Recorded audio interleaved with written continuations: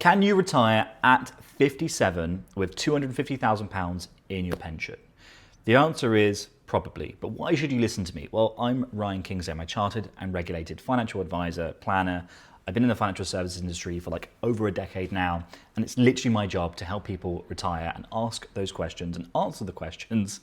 Are you going to be okay? Are you going to run out of money? To provide peace of mind and reassurance. This video is a bunch of assumptions. I know nothing about you. So if ever there was a disclaimer where this is not financial advice, this is not financial advice. Some of the scenarios in here will probably be quite relatable to you if you've clicked on this video. But if you do have any other questions, please drop them in the comments and I'll happily answer them. So I'm going to get into it. This is David Brent. He is this handsome guy, fictional character, not a real client. He's 57.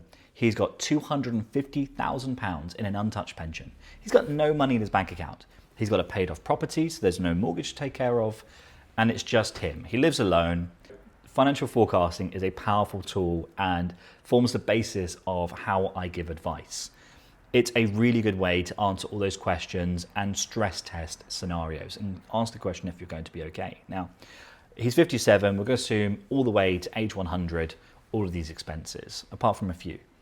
Everything increases with inflation, so everything goes up by 2.5%. I'm going to assume that his pension is invested in a cautious model, e.g. we're aiming for around a 5 to 6% investment return. Some years will be good, some years will be bad. I'm not going to assume a linear return of 5 or 6% because I think that's unrealistic. So what I've done is I've used a benchmark that looks at the last 35 years of data. I think we've had a lot happen in the last 35 years, let alone the last 5 years. And it's going to increase and decrease the pension value as it goes on. So it gives a real world example of what things will look like. And it's as close as we can get. The expenses are as follows. We have 170 a month for the council tax, 100 a month on gas and electricity, 25 on water, 50 quid on broadband and his phone. All those run to age 100. We've got his Netflix, Amazon, Spotify type subscriptions. He might just have a Sky package, I don't know. 50 quid a month all the way to age 100. We've then got food, 400 a month. Now this is usually a controversial one. Some people spend significantly less, especially if it's one person. £100 a week on food might be a lot, might be not enough.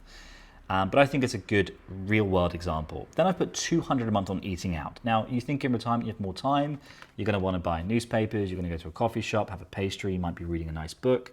You might have a few pints, or you might just actually order some takeaway, some really delicious meals. That's 200. We've got gym. Now, I've stopped this at 75. The reason for that is almost none of my clients past 75 actually work out, maybe 3 or 4 of them. And the truth is I would encourage you to keep working out, but I think it's important to stay active in retirement, so that's why it's in there. I've put random monthly expenses. So I put haircuts and things at £100 a month for the rest of their life, because self-care is really important. I've then put travel, and I've put that at 200 a month. Now you think when you get to 65, you get your freedom pass, so you get free buses and stuff. But I'm going to assume they take the train a couple times to visit people, or they use the bus, or maybe some taxis. But if you've got a car, you'll need to adjust this. But I've assumed 200 a month for the rest of their life, because I think you'll always try to be moving. We've then got holidays. 1,500 a year, I think, is realistic for one person for a couple European trips or one big trip. Now this is the important one. At 65, I put a random big expense. I put £10,000. Now, with your properties, yes, you paid off the mortgage, but the maintenance still needs to be done. That could be a new carpet, sofa, it could be a new boiler. It could be that you need a new kitchen, windows or something, but a big expense will happen.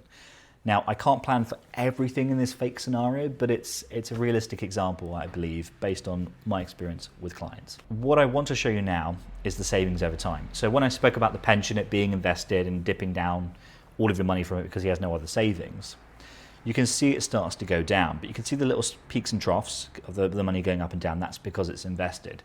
At the bottom, you can see he's got £250,000 at 67 when his state pension kicks in, which is £241.30 a week.